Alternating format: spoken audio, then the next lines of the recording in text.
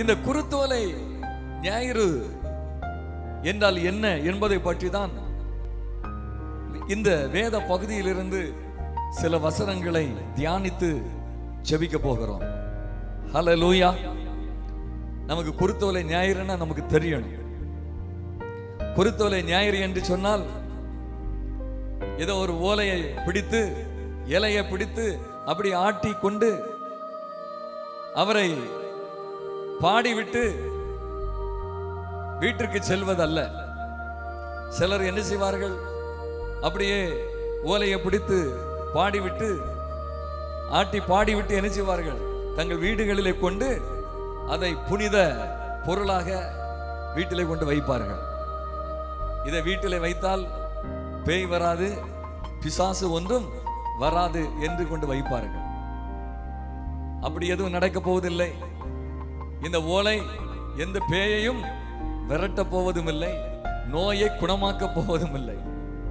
பேயை விரட்டுவது, நோயை குணமாக்குவதெல்லாம் இயேசு கிறிஸ்துவின் நாமம். ஹல்லேலூயா. இயேசு கிறிஸ்துவின் நாமம் ஒன்றே நம்மை குணமாக்க வல்லது. பேய் பிசாசு இடத்திலிருந்து நம்மை விடுவிக்க வல்லது, நம்மை பாதுகாக்க வல்லதாக இருக்கிறது. அதை புரிந்து கொள்ளுங்கள். வேற எதை வச்சாலும் பிசாசை விரட்ட முடியாது. தாயத்தை கொண்டு வச்சாலோ அல்லது பெரிய இரும்பு கோடாலியை கொண்டு வச்சாலோ அல்லது விளக்குமாற கொண்டு வச்சாலோ பேய் என்ன செய்யாது, ஓடாது.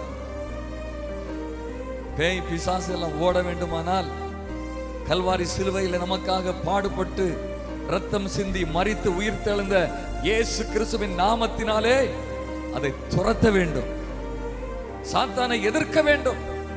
அப்பொழுது அவன் உங்களை விட்டு ஓடி போவான்.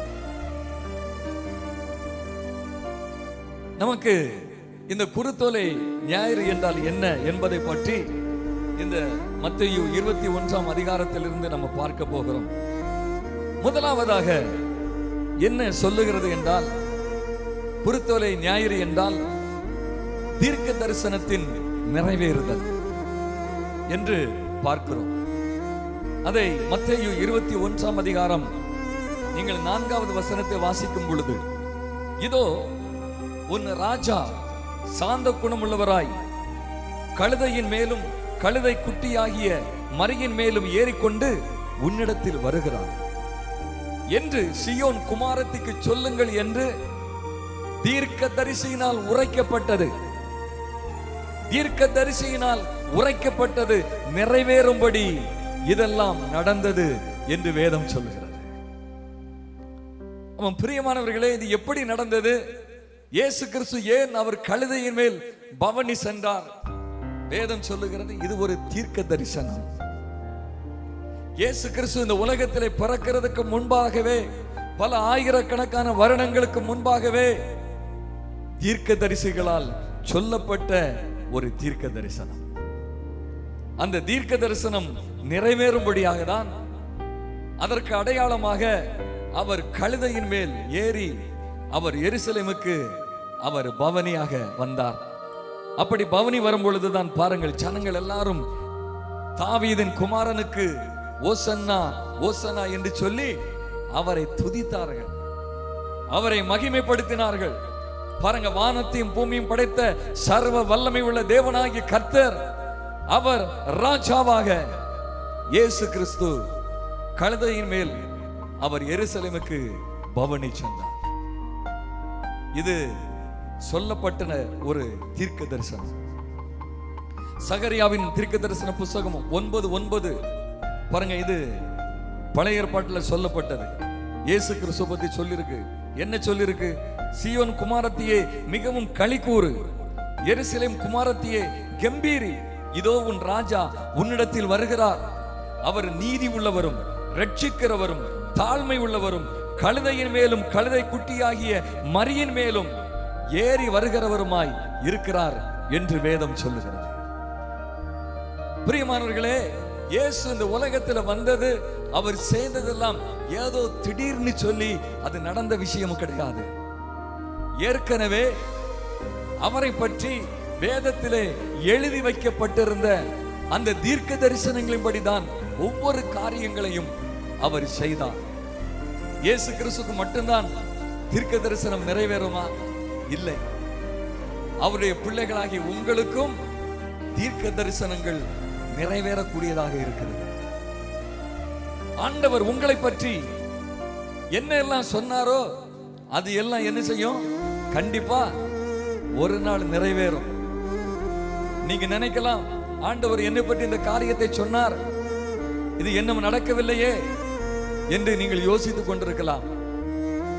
ஆனால் அது கண்டிப்பா நடக்கும். நம்முடைய ஆண்டவர் சொல்லியும் செய்யாமல் இருக்கிறவர் அல்ல. அவர் சொன்னதை நிச்சயமாக நிறைவேற்றுவார். அவர் சொல்ல ஆகும், அவர் கட்டளையிட நிற்கும். ஒரு சமயம் எப்படிதான் பாருங்க, பேதுரு படகிலே போய்கொண்டிருக்கும் பொழுது இயேசு கிறிஸ்து கடலிலே நடந்து வந்தார். இத பேதுரும் கூட இருந்தவர்களும் பார்த்த உடனே பயந்து நடுங்கினாங்க. கடைசியாக இயேசு கிறிஸ்து தான் என்பதை பேதுரு அறிந்து கொண்டான். மற்றவர்களும் அறிந்து கொண்டார்கள். அவங்க ரொம்ப சந்தோஷப்பட்டாங்க. பேதுருக்கு உடனே ஒரு ஆசை. என்ன ஆசை? ஆண்டவரே, நானும் தண்ணில உங்களை போல நடக்கணும். ஆண்டவர் சொன்னாரு, சரி நடந்து வா. அவனை பார்த்து சொன்னார், வா என்று சொன்னார். பேதுரு பாருங்க, தண்ணியில இறங்கினான். அவர் சொன்னது போல அழகா நடந்து போனான். ஆண்டவருடைய வார்த்தை வல்லமை உள்ளது. சும்மா தண்ணீர்ல நடக்க முடியுமா? அவன் நடந்தான். அவனை நடக்க வைத்தது எது? தேவனுடைய வார்த்தை. தீர்க்க தரிசனம் என்பது தேவனுடைய வார்த்தை. உங்களை குறித்து ஆண்டவர் சொன்னதெல்லாம் கண்டிப்பாக நிறைவேறும். அவன் சோர்ந்து போக கூடாது. அநேக நேரங்கள்ல பாருங்க, கால தாமதம் ஆகி கொண்டிருக்கிறதுனால நமக்கு ரொம்ப என்ன செய்யுது? மனசு கஷ்டமா இருக்குது. என்ன நடக்கலையே, என்ன நடக்கலையே அப்படின்னு சொல்லிட்டு. கண்டிப்பா நடக்கும். 2 கொரிந்தியர் 1:20 சொல்லுகிறது, எங்களால் தேவனுக்கு மகிமை உண்டாகும்படி தேவனுடைய வாக்குத்தத்தங்கள் எல்லாம் கிறிஸ்து இயேசுவுக்குள் ஆம் என்றும் அவருக்குள் ஆமேன் என்றும் இருக்கிறது. ஆம் என்றும் ஆமேன் என்றும் இருக்கிறது. அது மாற்றமே கிடையாது. எனவேதான் 100க்கு அதிபதி ஆண்டவரை பார்த்து சொன்ன, ஆண்டவரே ஒரே ஒரு வார்த்தை சொல்லுங்க, என் வேலைக்காரன் சொஸ்தமாவான். பிரியமானவர்களே, ஆண்டவர் உங்களை பார்த்து எவ்வளவு வார்த்தைகளை தந்திருக்கிறார். இந்த வார்த்தைகள் எல்லாம் நிச்சயமாய் உங்களுக்கு நிறைவேற போகிறது. அவர் சொன்னதை நீங்க பார்க்க போறீங்க. அவர் சொன்னது ஒன்றும் தரையில விழுந்து போகாது. நீங்கள் அதை விசுவாசத்தோடு எதிர்நோக்கி காத்திருங்கள். உங்க வாழ்க்கையை ஆண்டவர் நிச்சயமாய் ஆசீர்வதிப்பார். அவர் சொன்னதை உங்களுக்கு நிறைவேற்றுவார் என்பதில் எந்த விதமான மாற்றமும் இல்லை. இரண்டாவதாக பாருங்கள், குருத்தலை ஞாயிறு என்று சொல்லும் பொழுது அது எதை குறிக்கிறது? இயேசு கிறிஸ்து அவர் ராஜாவாக பவனி வந்தார். அதுதான் குருத்தோலை ஞாயிறு. மத்தேயு 21ஆம் அதிகாரம் 8-9 வாசிக்கும் பொழுது அங்கே சொல்லப்பட்டிருக்கிறது, திரளான ஜனங்கள் தங்கள் வஸ்திரங்களை வழியிலே விரித்தார்கள். வேறு சிலர் மரக்கிளைகளை தரித்து வழியிலே பரப்பினார்கள். முன் நடப்பாரும் பின் நடப்பாரும் ஆகிய திரளான ஜனங்கள், தாவீதின் குமாரனுக்கு ஓசன்னா, கர்த்தரின் நாமத்தினாலே வருகிறவர் ஸ்தோத்தரிக்கப்பட்டவர், உன்னதத்திலே ஓசன்னா என்று சொல்லி ஆர்ப்பரித்தார்கள் என்று பார்க்கிறோம். பாருங்க, இயேசு கிறிஸ்து அவர் ஒரு ராஜாவாக கழுதையிலே அவர் பவனி வந்தார். அந்த காலத்துல எல்லாம் ராஜா வரும்போது இப்படிதான் செய்வாங்க. இப்போ அடுத்த நாட்டில் உள்ள ஒரு ராஜா அல்லது ஒரு அதிபர் இன்னொரு நாட்டுக்கு போகும் பொழுது அவர்கள் என்ன செய்வார்கள்? பெரிய கம்பளத்தை விரித்து பெரிய மரியாதை செலுத்துவார்கள், பூக்கத்தை கொடுப்பார்கள், கட்டி பிடித்து அவர்கள் முத்தம் கொடுப்பார்கள், கையை பிடிச்சு குலுக்குவாங்க. இப்படிலாம் செய்துதான் என்ன செய்வாங்க? மரியாதை செலுத்துவார்கள். ஆனா அந்த காலத்தில் அப்படி இல்லை. ஒரு ராஜாவை மரியாதை எப்படி செலுத்துவார்கள் என்று சொன்னால், கோவேறு கழுதையிலே உட்கார வைத்து கொண்டு வருவார்கள். அவர் உட்கார வைத்து கழுதையிலே அவர் சவாரி செய்து வரும் பொழுது ஜனங்கள்லாம் என்ன செய்வாங்க தெரியுமா? வஸ்திரங்களை எல்லாம் அந்த வழியிலே விரிக்க ஆரம்பிப்பார்கள். பாருங்க, மரக்கிளைகள் அதெல்லாம் வெட்டி என்ன செய்வார்கள்? அந்த வழியிலே பரப்புவார்கள். எதற்காக? மரியாதை செலுத்துவதற்காக. இது அந்த காலத்துல ஒரு பழக்கம். அதுதான் இங்க இயேசு கிறிஸ்துவுக்கும் அவர்கள் செய்தார்கள். பாருங்க, அவங்க சொல்றாங்க, கர்த்தருடைய நாமத்தில் வருகிறவர் ஸ்தோத்தரிக்கப்பட்டவர், தாவீதின் குமாரனுக்கு ஓசன்னா. ஓசன்னா என்ன அர்த்தம் தெரியுமா? என்னை ரட்சியும் என்ற அர்த்தம். எங்களை ரட்சியும், தாவீதின் குமாரனே எங்களை காப்பாற்றும், எங்களை ரட்சியும். ஏன்னா அந்த காலத்துல ஜனங்கள் ரோம அரசாங்கத்தினுடைய கீழ் வாழ்ந்து கொண்டிருந்தார்கள். யூதர்களுக்கு தனிமையா தன்னிச்சையாக அவர்களால் ஆட்சி செய்ய முடியவில்லை. அவர்கள் ரோமருக்கு கீழே தான் இருந்தாங்க. ஆகவே யூதர்கள் நினைச்சாங்க, இஸ்ரவேலர்கள் நினைச்சாங்க, நமக்கு ஒரு விடுதலை கிடைக்காதா அப்படின்னு சொல்லி. அப்ப பாருங்க, இயேசு கிறிஸ்துவை குறித்து அவர்கள் கேள்விப்பட்டார்கள். இயேசு அற்புதங்களை செய்கிறார். அவர் சொல்லுகிற ஒவ்வொரு வார்த்தையும் அவ்வளவு தெளிவாக இருக்கிறது, கூர்மையாக இருக்கிறது, அது சத்தியமாக இருக்கிறது. அவரை பின்பற்றி திரளான ஜனங்கள் போகிறார்கள், ஆயிரக்கணக்கான மக்கள் கூடுகிறார்கள். பாருங்க, இவர்தான் நமக்கு ராஜாவா வேண்டும் என்று சொல்லி அவரை பார்த்து சொன்னார்கள், எங்களை ரட்சியும் ஆண்டவரே, ராஜாவே எங்களை ரட்சியும் என்று அவர்கள் கூப்பிட்டார்கள். அருமையானவர்களே, பாருங்க, அடுத்த வாரம் இயேசு கிறிஸ்து சிலுவையில் பாடுபட வேண்டும். ஆனால் அவர் இன்னைக்கு பாருங்க, ஒரு வெற்றியின் ராஜாவாக அவர் கழுதையிலே அவர் பவனி சென்றார். ஒருவேளை பாருங்க, நம்மளை நினைச்சு பாருங்க, இந்த வாரத்துல நம்மளை சிலுவையில அடிக்கணும்னு சொல்லிட்டாங்கன்னா நம்ம நிலைமை எப்படி இருக்கும் நினைச்சு பாருங்க. கழுதைக்கு மேல பவனி போவோமா? எங்கேயாவது மூல முடுக்கு கிடைச்சுன்னா, இடுக்கு கிடைச்சுன்னா உள்ள போய் என்ன செஞ்சிருவோம்? புகுந்துக்கிடுவோம். யாரும் நம்மளை பிடிக்க கூடாது. அது எங்க போய் புகுந்துக்கிடலாம்னு சொல்லி புகுந்துருவோம். பாருங்க, இயேசு கிறிஸ்துவுக்கு அவர் படக்கூடிய பாடுகள் அவருக்கு தெரியும், அவர் படப்போகிற வேதனை தெரியும். அது மட்டுமல்ல, அந்த பாடுகளிலிருந்து அவர் எடுக்க போகிற வெற்றியும் அவருக்கு தெரியும். ஹல்லேலூயா. எனவேதான் பாருங்க, அவர் எதை குறித்து பயப்படவில்லை. சிலுவை பாடுகளை குறித்து அவர் பயப்படவில்லை. அவருக்கு தெரியும், நம்ம என்னென்றும் யாரதான்? ராஜாதி ராஜா. எனக்கு மரணமே கிடையாது என்று சொல்லி அவர் தைரியமாக, அவர் ராஜாவாக அவர் பவனி வந்தார். நீங்கள் வேதத்திலே வாசிக்கும் பொழுது 1 நாளாகமம் 29:11-12 வரை வாசிக்கும் பொழுது அங்கே சொல்லப்பட்டிருக்கிறது, கர்த்தாவே, மாட்சிமையும் வல்லமையும் மகிமையும் ஜெயமும் மகத்துவமும் உம்முடையவைகள், வானத்திலும் பூமியிலும் உள்ளவைகளை எல்லாம் உம்முடையவைகள். கர்த்தாவே, ராஜ்யம் உம்முடையது, தேவரீர் எல்லாருக்கும் தலைவராய் உயர்ந்திருக்கிறீர் என்று வேதம் சொல்லுகிறது. அடுத்த வசனம் பாருங்க, ஐசுவரியமும் கனமும் உம்மாலே வருகிறது. தேவரே எல்லாவற்றையும் ஆளுகிறவர், உம்முடைய கரத்திலே சத்துவமும் வல்லமையும் உண்டு, எவரையும் மேன்மைப்படுத்தவும் பலப்படுத்தவும் உம்முடைய கரத்தினால் ஆகும். ஹல்லேலூயா. பாருங்க, இந்த ராஜா எப்படிப்பட்டவர் தெரியுமா?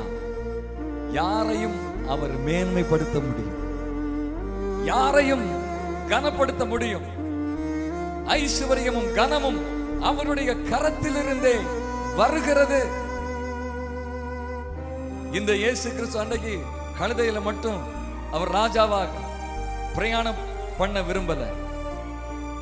அந்த இயேசு கிறிஸ்து பாருங்க, இன்றைக்கும் நம்முடைய உள்ளங்களிலே ராஜாவாய் சவாரி செய்ய விரும்புகிறார். யாருடைய உள்ளத்திலே இயேசு கிறிஸ்துவை ராஜாவாக வைத்திருக்கிறார்களோ, வேதம் சொல்லுகிறது அவர் உங்கள் உள்ளத்திலே ராஜாவாக இருக்கிறபடியினால் அவர் உங்களை மேன்மைப்படுத்தவும் முடியும், பலப்படுத்தவும் முடியும். எத்தனை பேருக்கு தேவை இந்த ராஜா? நிறைய ராஜாக்கள் இருக்கிறாங்க உலகத்துல. பாருங்க, இப்பவும் வடகொரியாவில் ஒரு ராஜா இருக்கிறாரு. அவர் சிரிச்சா எல்லாரும் சிரிக்கணும், அவர் அழுதா என்ன செய்யணும்? எல்லாரும் அழணும். அவர் அழும்போது யாராவது சிரிச்சிட்டாங்கன்னா என்ன நடக்கும்? உடனே அவருக்கு தூக்குதான். துப்பாக்கிய வச்சு ஒரே அடி சுட்டு கொன்றது அவருக்கு வேலை. அவர் என்ன சொல்றாரோ அதை தான் கேட்கணும். அவர் எந்த பாட்டை படிக்க சொன்னாரோ அதை தான் நீங்க என்ன செய்யணும்? படிக்கணும். அவர் எதை சாப்பிட சொல்றாரோ அதை தான் சாப்பிடணும். அவர் யாரை வணங்க சொல்றாரோ அதை தான் வணங்கணும். அப்படிப்பட்ட ஒரு வித்தியாசமான ராஜா இருக்கிறார். இன்றைக்கும் அவர் ஆட்சி செய்து கொண்டிருக்கிறார். அந்த தேசத்தில் உள்ளவங்கெல்லாம் எப்படி இருக்கிறாங்களா? நரக வேதனை அனுபவித்துக் கொண்டிருக்கிறார்கள். இதே போல நிறைய ராஜாக்களை பழைய காலத்துல அவங்க வாழ்ந்தாங்க. ராஜா அப்படியே வருவார், ரோட்ல வந்துகிட்டு இருக்கும் பொழுது அவருக்கு பிடித்த ஆண்கள் பெண்கள் யாரா இருந்தாலும் தூக்கிட்டு போயிருவார். அவரை யாரும் கேட்க முடியாது. இப்படிப்பட்ட ராஜாக்கள்லாம் இருந்தாங்க. ஆனா நம்முடைய ராஜா அப்படிப்பட்டவர் அல்ல. உங்களுக்காக சிலுவைகளை பாடுபட்டு தம்முடைய இரத்தத்தை சிந்தி ஜீவனை கொடுத்த ராஜா. ஹல்லேலூயா. அந்த ராஜா உங்ககிட்ட என்ன கேட்கிறாரு தெரியுமா? உங்க இருதயத்தை கேட்கிறாரு, நம்முடைய உள்ளத்தை கேட்கிறாரு. உங்க உள்ளத்தை திறந்தால் உங்க உள்ளத்துல வந்து அவர் வாசம் பண்ணுவார். அவருக்கு மாத்திரம் நீங்க இடம் கொடுத்தீங்கன்னா உங்க வாழ்க்கைய அவர் ஆட்சி செய்ய ஆரம்பிச்சிருவார். உங்க வீட்டை ஆட்சி செய்ய ஆரம்பிச்சிருவார். உங்க எதிர்காலத்தை ஆட்சி செய்ய ஆரம்பிச்சிருவாரு. இங்க வேதம் சொல்லுகிறபடி எவரையும் மேன்மைப்படுத்தவும் பலப்படுத்தவும் அவர்களாகும். அந்த தேவன் உங்களை பலப்படுத்துவார், அவர் உங்களை மகிமைப்படுத்துவார். நம்ம யாரையும் நம்பி இருக்க வேண்டிய அவசியம் இல்லை. இந்த உலகத்துல எதையும் நம்பி இருக்க வேண்டிய அவசியம் இல்லை. நம்முடைய நம்பிக்கை இயேசு கிறிஸ்து என்கிற ராஜாவின் மேல் இருக்க வேண்டும். எத்தனை பேர் அவரை உங்க உள்ளத்துல ஏற்றுக்கொண்டிருக்கீங்க? அப்படி ஏற்றுக்கொள்ளலன்னா அவரை ஏற்றுக்கொண்டிருங்க. அவரை ஏற்றுக்கொண்டுட்டீங்கன்னா உங்க வாழ்க்கை எப்படி இருக்கும்? ஒரு மேன்மை உள்ள வாழ்க்கையாக இருக்கும். சங்கீதம் 47:8 சொல்லுகிறது, தேவன் ஜாதிகள் மேல் அரசாளுகிறார், தேவன் தமது பரிசுத்த சிங்காசனத்தின் மேல் வீற்றிருக்கிறார் என்று சொல்லப்பட்டிருக்கிறது. பாருங்க, தேவன் அவருடைய பிள்ளைகளை அரசாள விரும்புகிறார். அவர் மாத்திரம் உங்க வாழ்க்கையை ஆண்டுட்டார்னா உங்க வாழ்க்கை ஆசீர்வாதமா மாறிடும். உங்க வாழ்க்கையில் உள்ள பிரச்சனைகள் பாடுகள் எது வந்தாலும் அதிலே அவர் உங்களோடு இருந்து நீங்கள் ஜெயம் எடுக்கும்படி கர்த்தர் செய்வார். துதிக்க வேண்டும். இன்னைக்கு குறித்தவள ஞாயிறுல நம்ம எல்லாரும் என்ன செய்தோம்? ஆண்டவரை துதிச்சோம். அநேக பாடல்களை துதித்து நம்ம பாடினோம். துதிக்கிறதுனா இதை சும்மா வந்து அப்படியே ஓலை அசைத்து 2 பாட்டு படிச்சுட்டு போறது இல்லை. அது தேவனோடு உள்ள ஒரு ஆழமான உறவு. ஒரு தகப்பன் பிள்ளை என்கிற ஒரு உறவு. இயேசு கிறிஸ்து என்னுடைய நண்பர் என்கிற ஒரு உறவு. அவருக்கும் நமக்கும் இடையிலே ஒரு ஆழமான ஒரு ஐக்கியம். என்ன வந்தாலும் என் ஆண்டவருக்காக வாழ்வேன், என்ன வந்தாலும் என் ஆண்டவரை நான் நம்புவேன் என்று சொல்லி, நீங்க மட்டும் போதும், நீங்க என்ன சொல்றீங்களோ ஆண்டவரே நான் அதுபடி நான் நடப்பேன் என்கிற ஒரு ஆழமான உறவுதான் தேவனை துதிப்பது. இன்னைக்கு அநேகர் துதிப்பார்கள், கடமைக்காக துதிச்சுட்டு போறதை பார்க்கிறோம். ஆனா சிலர் அப்படி இல்லை. ஆண்டவர் உண்மையா ஏற்றுக்கொண்டவங்க, ரட்சிக்கப்பட்டவங்க பாருங்க, அவர்கள் ஆண்டவரை மனதார துதிப்பாங்க. ஆண்டவரை துதிக்கிற பிள்ளைங்க எப்படி துதிக்கணும்? மனசார துதிக்கணும். அல்லேலூயா. பாருங்க, கை அசைங்கடி சொன்னா நம்ம அசைக்கிறது இல்லை, சொல்லாமலே அசைக்கணும். பாருங்க, வாயை திறந்து துதிங்கடி சொன்னா கொஞ்சம் சத்தத்தை உயர்த்தி துதிக்கிறதல்ல, சொல்லாமலே நம்ம வாயிலிருந்து பாடல் வரணும். அப்படி நாமத்தை மகிமைப்படுத்துகிற துதி வரணும். இந்த துதி சர்ச்சில் வரும்போது மட்டும் இல்லை, நீங்க வீட்டுக்கு போனாலும் அவரை துதிச்சுட்டே இருக்கணும். படிக்கிற பிள்ளைங்க, நீங்க ஸ்கூலுக்கு போறீங்க பாருங்க, அப்பப்போ நினைவுபடுத்தி அப்பாவை துதிக்கணும். அல்லேலூயா. வேலைக்கு போறவங்க வேலை பார்க்கும்போது துதிக்கணும். பாருங்க, ஒவ்வொரு நாளும் நம்ம நடக்கும் போது கர்த்தர் எவ்வளவு அற்புதங்களை செய்கிறார், அதை நினைச்சு அப்பாவை துதிக்கணும். ஒரு பிரச்சனையிலிருந்து விடுதலை தரும்போது அவரை துதிக்கணும். ஒரு பெண்ணு வாங்கினீங்கன்னா அந்த பெண்ணுக்காக ஆண்டவரை துதிக்கணும். ஆண்டவரே, இந்த பெண்ணு வாங்க உதவி செய்தரே, உம்மை நான் துதிக்கிறேன். பாருங்க, உள்ளத்தின் ஆழத்தில் மகிழ்ச்சியோடு அவருக்கு நன்றி உள்ளவர்களாய் அவரை ஸ்தோத்தரிக்க வேண்டும். எனவே துதி என்பது அது ஆண்டவரோடு உள்ள ஒரு ஆழமான உறவு. அந்த உறவுக்குள்ள வரணும். நமக்கு தெரியும், ஒரு கணவன், ஒரு உண்மையான கணவன் மனைவியோட உறவு எப்படிப்பட்டது நமக்கு தெரியும். ரொம்ப பேசக்கூட மாட்டாங்க. கணவனுக்கு பிடிக்கலன்னா மனைவி அப்படி முகத்தை லேசா மாத்துவாங்க, அவர் புரிஞ்சுக்கிடுவார். பாருங்க, கணவனுக்கு பிடிக்கலன்னா அவர் லேசா மாத்துவாரு, மனைவி என்ன செஞ்சிருவாங்க, புரிஞ்சிருவாங்க. இதுக்கு பெரிய லெட்டர்லாம் எழுதி கொடுக்க வேண்டிய அவசியம் இல்லை. பாருங்க, அதுதான் உறவு.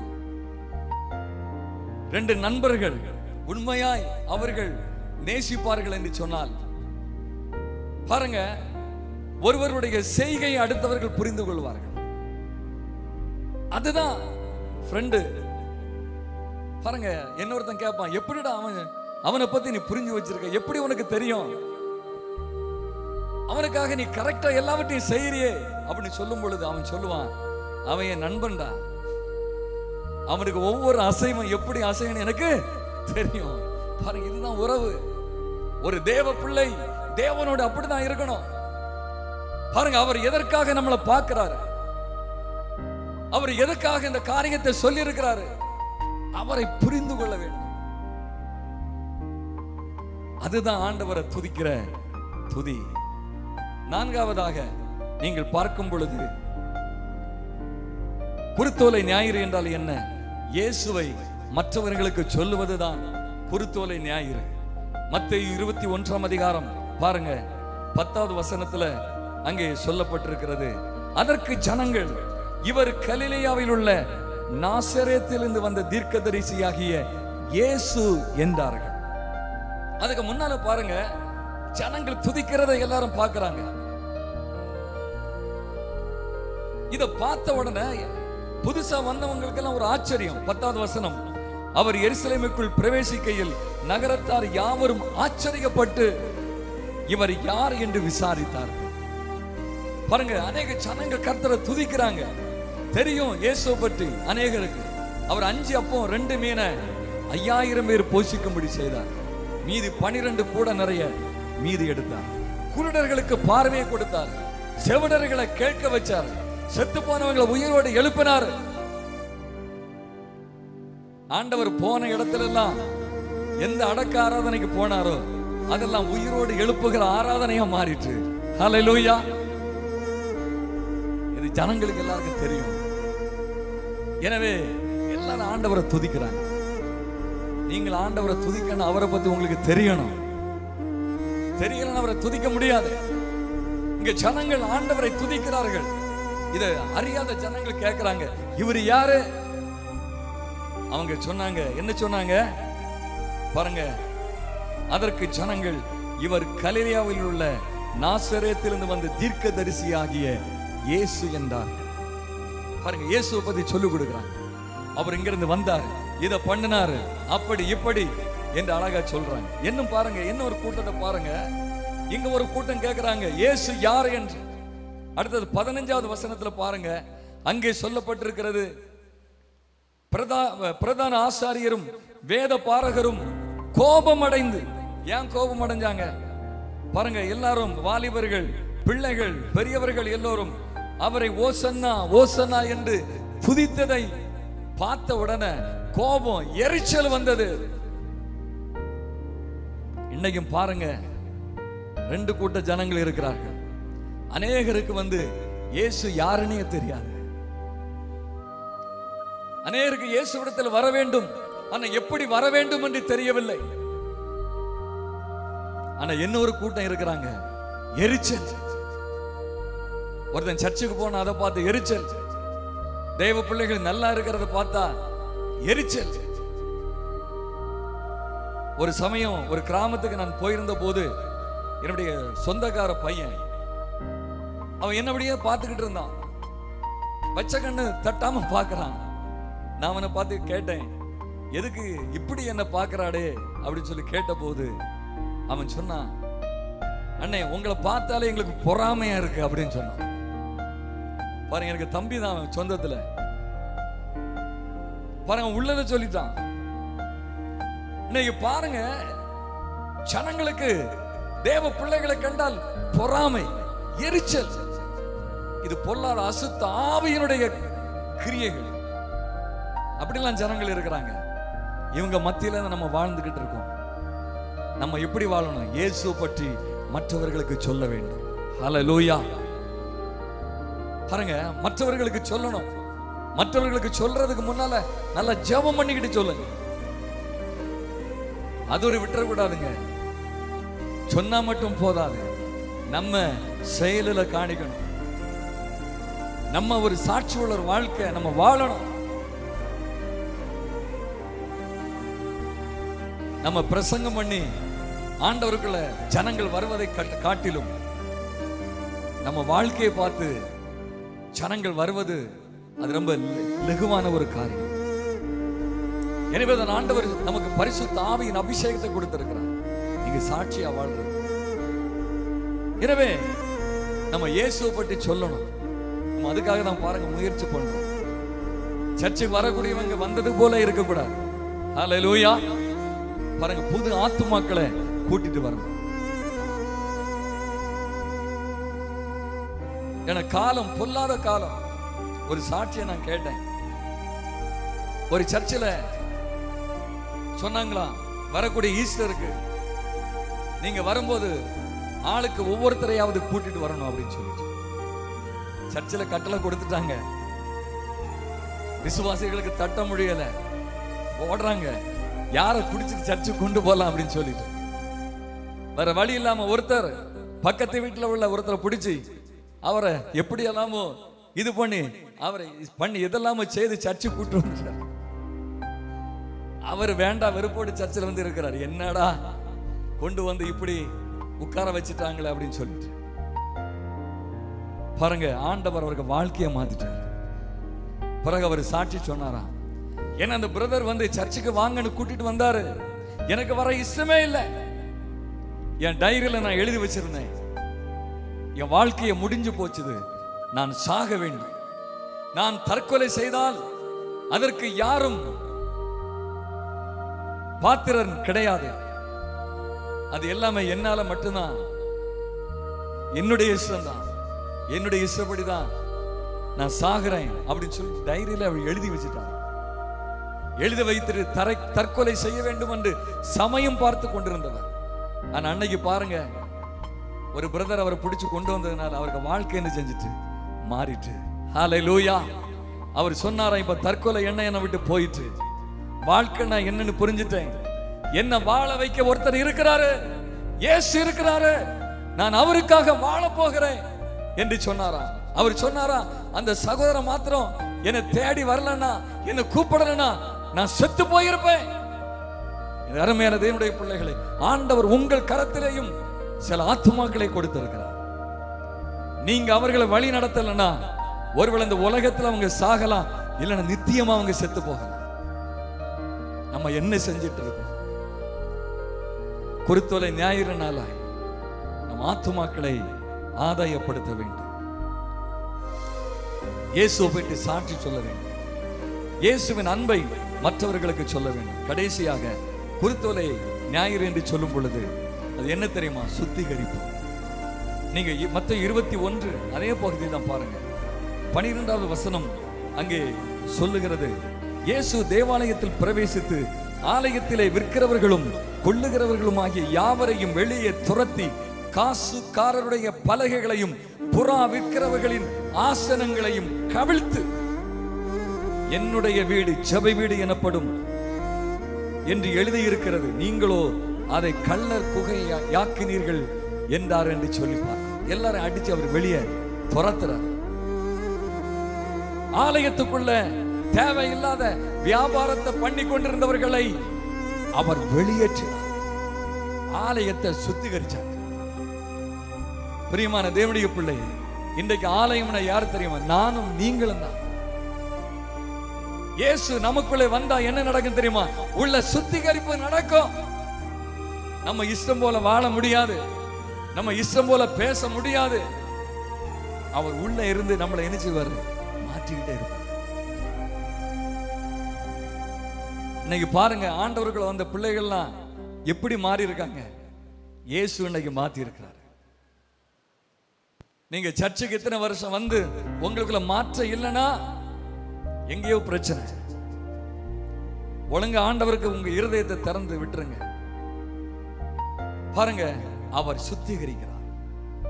நம்முடைய வாழ்க்கையை அவர் பரிசுத்தமாக்குகிறார். 2 கொரிந்தியர் 5:17 சொல்லுகிறது, இப்படி இருக்க ஒருவன் கிறிஸ்துவுக்குள் இருந்தால் புது சிருஷ்டியா இருக்கிறான், பழையவைகள் ஒளிந்து போயின, எல்லாம் புதிதாயின.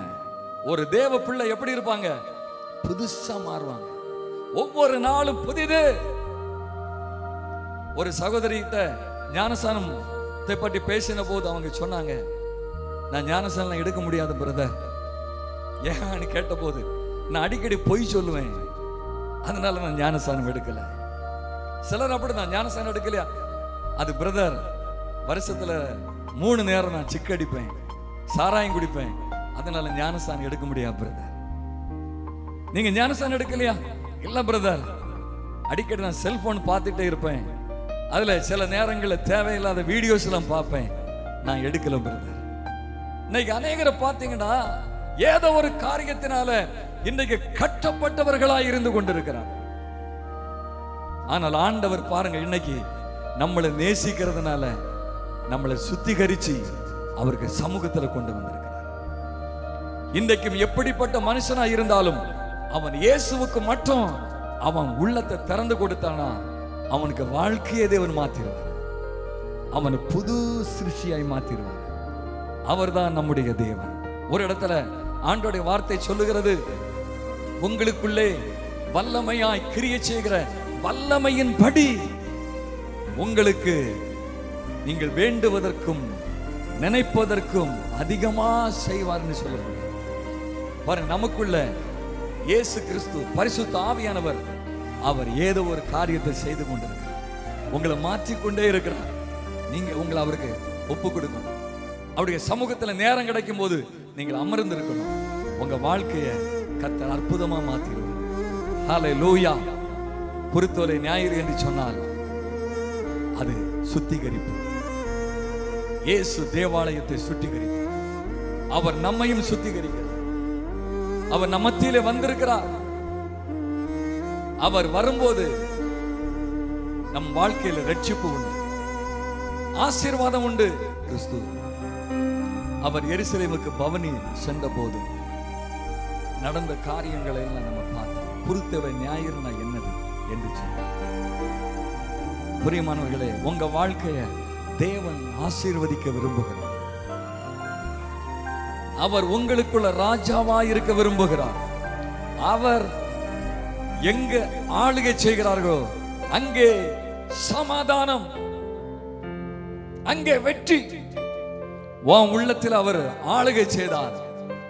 உன் வாழ்க்கையில சமாதானம் உண்டாகும், உன் வாழ்க்கையில வெற்றி உண்டாகும், உன் வாழ்க்கையில ஆசீர்வாதம் உண்டாகும், உன் பாவ கிரியைகள் எல்லாம் அழிந்து போகும்.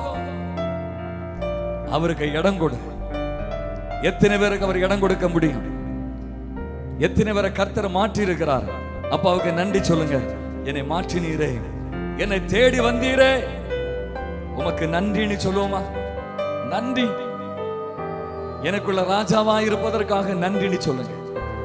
ஒருவேளை நீங்க ஏற்றுக்கொள்ளாம இருந்தீங்கன்னா இன்னைக்கு ஏற்றுக்கொண்டுருங்க. அப்பா, என் உள்ளத்துல நீங்க தங்கி இருங்க. நீங்க எனக்கு ராஜாவா இருங்க. நீங்க மட்டும்தான் எனக்கு ராஜாவா இருக்கணும்.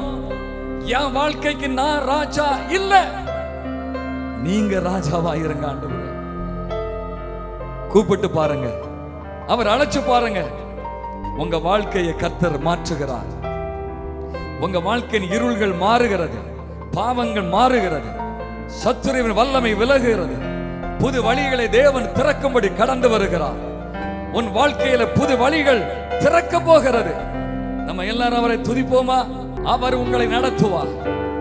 பரலோகத்தின் பிதாவே, இந்த நாளிலே உங்க சமூகத்தில் வந்திருக்கிற ஒவ்வொரு பிள்ளைகளையும் நீங்க தொட்டு ஆசீர்வதிக்கிறபடியால் நன்றி. நன்றி ஆண்டவரே. உங்க வல்லமை நிரப்பட்டும். அப்படியே ஆமே, ஒவ்வொருவரையும் நிரப்பட்டும் சுவாமி. ஒவ்வொருடைய வாழ்க்கையிலும் அற்புதங்கள் நடப்பதாக இயேசு கிறிஸ்துவின் நாமத்திலே. என்ன தேவையோடு வந்திருக்கிறார்களோ தேவைகள் நிறைவேறுவதாக இயேசுவின் நாமத்திலே. நீர் எங்கள் ராஜாவாய் இருக்கிறீர் ஆண்டவரே. நீர் எங்களுக்கு ராஜாவாய் இருக்கிறதுனால ஒன்றும் எங்களுக்கு குறைபடாது. உமது பிள்ளைகள் என்ன குறைவோடு வந்திருந்தாலும், பெரியவர்கள், வாலிப பிள்ளைகள், படிக்கிறவர்கள், சிறு பிள்ளைகள் யாராயிருந்தாலும், எந்த குறைவோடு வந்திருந்தாலும் இயேசு கிறிஸ்துவின் வல்லமையுள்ள நாமத்தினாலே நிறைவு உண்டாவதாக, அற்புதங்கள் நடப்பதாக, தேவைகள் சந்திக்கப்படுவதாக, புது வழிகள் திறக்கப்படுவதாக. ஒவ்வொருவரையும் என் தேவன் ஆசீர்வதிப்பீராக. நீங்க ஆசீர்வதித்து அனுப்புவதற்காக நன்றி. சகல மகிமைகளை உமக்கே செலுத்துகிறோம். உம்மை துதிக்கிறோம். இயேசு கிறிஸ்துவின் நாமத்திலே ஜெபிக்கிறோம் நல்ல பிதாவே.